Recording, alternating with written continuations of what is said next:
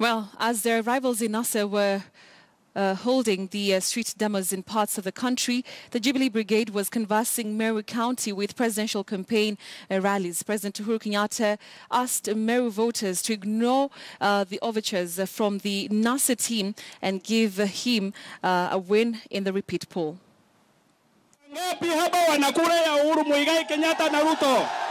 The president held a series of rallies crisscrossing what is regarded as immediate former Governor Peter Munya's bedrock of support, Tigania and Igembe South. The reverend repeating current Governor Kiretu Murungi and Munya led to the cancellation of the tour last week, with President Kenyatta later meeting both of them to convince them to bury the hatchet. Mimi niliwaahidi ya kwamba hawa wawili ni ndugu yangu, si ndio?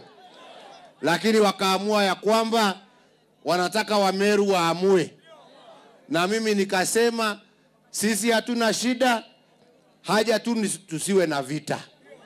Na mimi nashukuru viongozi na wananchi wa Meru ya kwamba wenzetu walishindana na hakukuwa na vita. Asanteni. Leo tumefurahi, viongozi wote wa Meru wameungana. Ndugu yetu Munya ako hapa, Kiraitu ako hapa, wale walisimama wabunge wengi wamesimama hapa.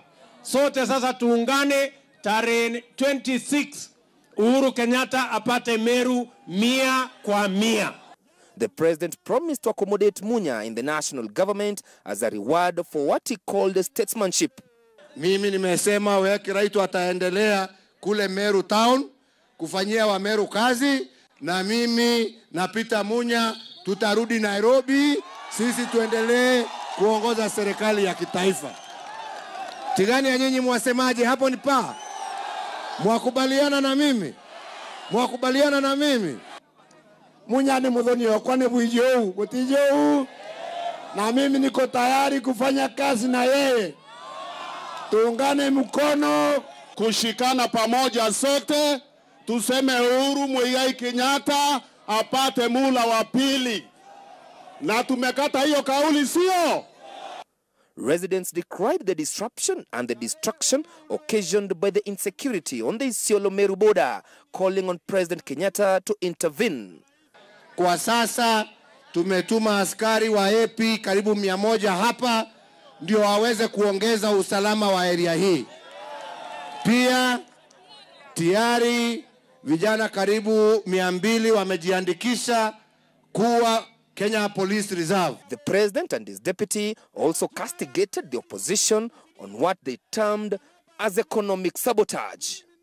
Na tumemwambia ya kwamba anaweza aendelee na maandamano yake. Hiyo ni haki yake. Lakini sisi tuwasema asijaribu kuumiza biashara za watu. Asijaribu kuumiza mali ya watu.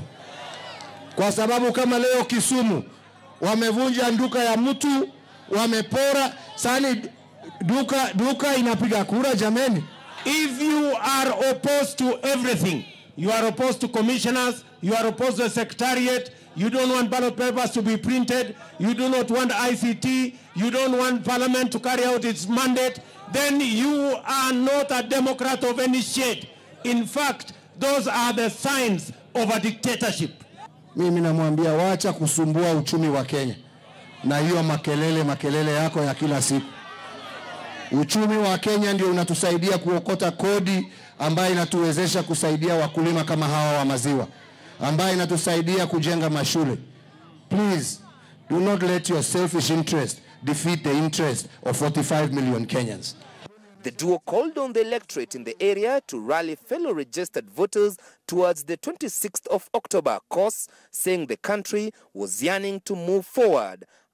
Given that Kiretu Murungi and Peter Munya have agreed to work together for the sake of the unity of the Meru people, it remains to be seen whether Peter Munya will be withdrawing his petition that he filed before High Court challenging Kiretu's win. Chris Dairo, KTN.